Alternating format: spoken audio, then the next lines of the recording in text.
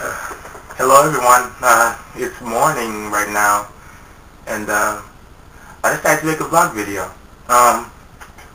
Pretty much the reason why is because I've been pretty much influenced by Caramel 412 and Petedorr, and they've been coming up with some really good opinions about, well, facts I would say, about the games that they like in game reviews. And so, in dedication to that, I'm gonna make 3 different gaming vlogs. So the first one, which is this one, is going to be about games that I think should be more recognized by other gamers.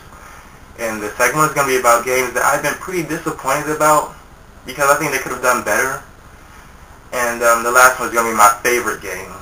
That's going to keep going because I have so many favorite games that I can't like compact them into one like good list of them, so I'm gonna have tons of games to talk about. So with that being in mind, I'm gonna start it off. Now, one game that I think should be more recognized is Jet Set Radio. I've been a fan of Jet Set Radio since the first one was released on Sega Dreamcast, and it was really fun. Like it was like a nice graffiti game, if you could say that. You can play like in a good assortment of characters. You can do that. And also, the storyline was pretty fun. I like the storyline. It was like the gameplay was really fun and it was cel-shaded. So it had like a nice amount of like cartoonness, I would say, but it wasn't that much of it, which was really good. The music was really good. Like all the different music, which is only 2 of them. I wish they made more. But yeah, Jet Set Radio was good. And then when Jet Set Radio Future was released, that was freaking awesome. A friend of mine had an Xbox. He had the very first Xbox. And that was when the Xbox was like global wide and people were like lining up for like miles and miles to get one. And people were actually stealing Xboxes as soon as people left the store, which was ridiculous.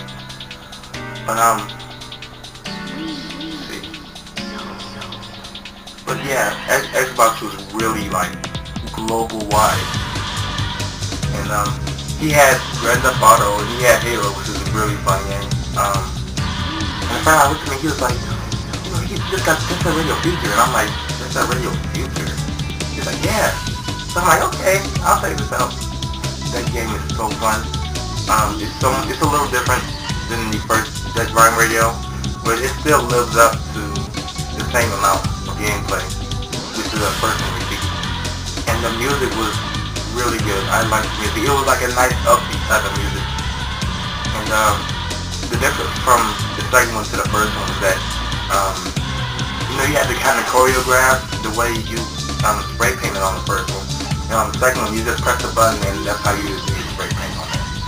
And also the trick mechanic is different because I had no idea how to do tricks in the air.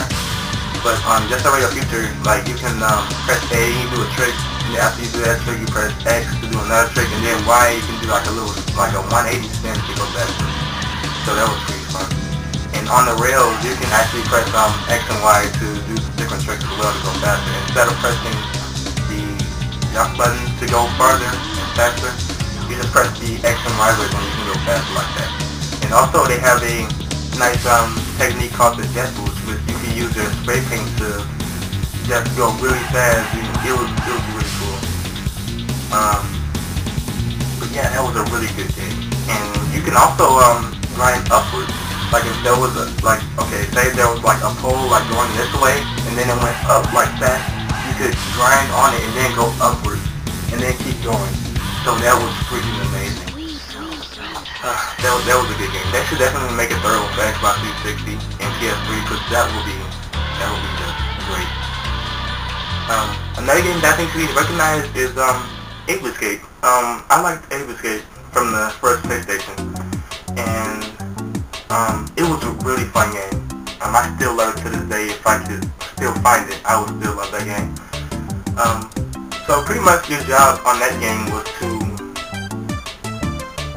go through time and collect monkeys, because the monkeys have like a nice like helmet that controls them a lot smarter. So yeah, so they escaped from the zoo and now they're scattered. They, pretty much sabotage the time warp, so now they can travel through time. And your job is to use your time portal and go through different segments in time and collect monkeys, which is really fun. And you have an extra assortment of gadgets. You got the Skynet, which makes you go up in the air and then hover a little bit. And then you have the Stun Club, which makes you stun the monkeys a little bit to keep them dazed so they won't do anything. And then while they're dazed, you can use this technique called the Time Net, which you can use to capture them and send them back to the zoo, which is really fun. It was such a fun game. And actually, that was the first game pretty much the first PlayStation game to actually have full access to the DualShock analog controller. Now, I'm pretty sure most of you know how bad you were when you first played a PlayStation game with a DualShock analog controller, because that's pretty much how I was. But this game was so unique because it had the full access for it.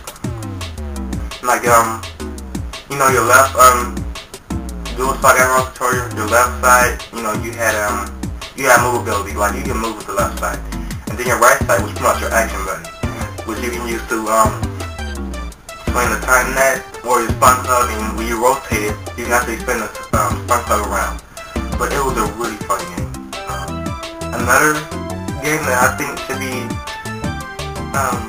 pretty much recognized a lot more is Legend of Dragoon. That was my second RPG game that I played. The first RPG game that I played was Castlevania Symphony of the Night, which I was not disappointed at all. That was a great game. But anyways, that was the second RPG game that I played, and it was really fun. And you can get like tons of hours for that game because it was a 4-disc set, and each disc had like a different character on it. But it was really fun, and it wasn't like I wouldn't say it was like a turn-based RPG, because when you had turn-based RPG, it was like do one move and that was it. But with this, you can actually like execute different types of combos for it, and it was really fun. This was on PlayStation, by the way, but it was a really fun game. It was so fun, and you had like a nice arrangement of characters, by the way. And later on during the game, you get to have like this special power. I think it was called Dragoon Powers. And basically, you had like, oh man, it was so much power when you turn to them. And like they had like shoot like these huge beams and whatnot. And honestly, it does take a nice arrangement of magic to do so, but it was freaking awesome. I love turning into that. And even like when I go against like minor enemies, like when you run around and then like a battle just happens out of nowhere, even when you do that, I turn into the Dragoon just to cripple them and just destroy them, but it was freaking awesome. So yeah, those are 3 games that I think should have more credibility. So that's the end of this video. I'll upload my second one after this one. And I hope you all take care. And thanks to my subscribers, because I've had nice subscribers. I have like 6 subscribers in one day. That's freaking epic for me, man. Thank you so much. So yeah, that's Skate signing out. See y'all later.